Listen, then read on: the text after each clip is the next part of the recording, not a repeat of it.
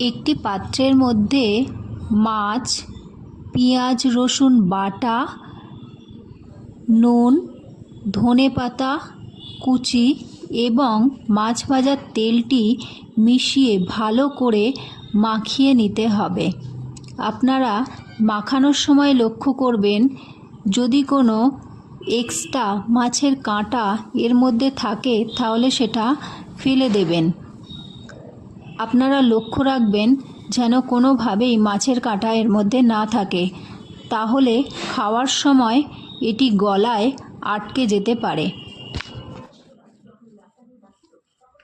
এইভাবে ইলিশ মাছের লেজের ভর্তা খেতে কিন্তু খুব ভালো লাগে। আপনারা অবশ্যই একবার খেয়ে জানাবেন আপনাদের কেমন লেগেছে। এখন কিন্তু ইলিশ মাছের লেজার ভর্তাটি সম্পূর্ণ তৈরি।